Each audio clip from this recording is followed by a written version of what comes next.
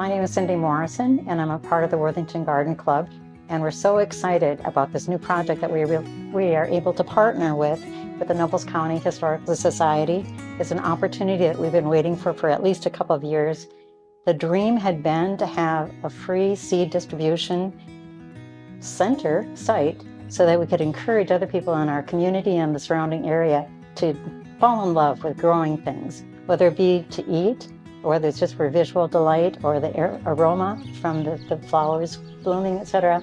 There's so many reasons to dig in the dirt. So this came together just beautifully. So it was meant to be, that's all I'm gonna say.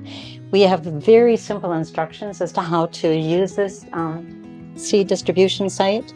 We got some of the ideas from Laverne, who's been doing this for several years now, and they have had great success with it. So we're thinking this is going to take off here in Worthington too. But we're calling ours the Cultivating Community Seed Library, and there says it all. How to use it, very simple. Sign into the Seed Library guest book right here. All we ask is for your name, the date, and how many seeds or which seeds you've taken, so that we can kind of keep an inventory and know what's going well, so we can replenish that hopefully, and stay on top of that inventory well. So sign in, pick your seeds, take only what you can use. And this is part of the piece that came together so beautifully. A card catalog for those of you that are old enough to remember those from the library, and each one is labeled with kind of the category: beans and arugula, cucumbers. And inside each of these drawers, are packets of seeds that you can choose from. Excuse me.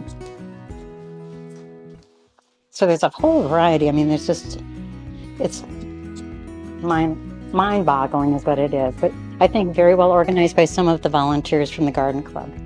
And we're in process. We haven't quite finished this yet, but we're going to have a reference book of all the seeds that we will be having.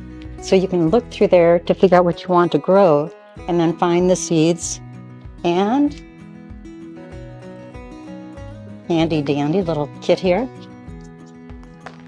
We have little packets that you can put your seeds in, identify them on the back, and take them home and grow. If the seeds are really tiny, we have this little device that can help in that.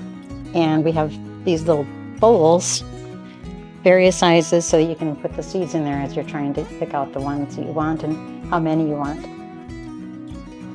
So pretty user-friendly.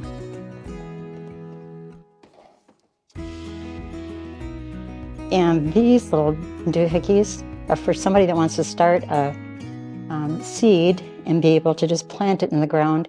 These are made out of toilet paper rolls. Not very sophisticated, but also practical and sustainable. And as you put this in the ground, it will decompose. So win-win, right? Perfect. Okay. So you could do those at home too. We will also have some library materials around if you really get excited about this. So you can possibly order your own seeds. We have so many here, but obviously we don't have everything. But if you catch the fever, there's other resources that we can steer you towards. I'm Beth Rickers, and I'm the Executive Director of the Nobles County Historical Society. We are partnering with the Worthington Garden Club on an endeavor we're calling Cultivating Community. It resulted from a grant through Prairie Lands Library Exchange. And I was just looking for some grant opportunities, and they had one specifically designed for community groups to work together. So the museum is considered a type of a library, so we're eligible for grants through Prairie Land, and they wanted us to partner with a local community group. And I thought, well, who could I partner with? And I happen to know a couple people who were in the Worthington Garden Club. So I called up one of them and said, there's this grant opportunity. What can we do with this? And they said, oh, we've been trying to start a seed library. And I thought, perfect. This would be a perfect opportunity. So we got together and started planning the seed library. And we decided to have a big kickoff event on what better day but Earth Day. So that is April 22nd this year. And on Earth Day, we'll be having a full day full of events here, including gardening programs at 10 o'clock and 2 o'clock, or 10 a.m. and 2 p.m. and an event for kids at 3:30 p.m. where we'll be doing some garden-related crafts and talking a little bit about gardening. So 3 events that day, but people can come in throughout the day.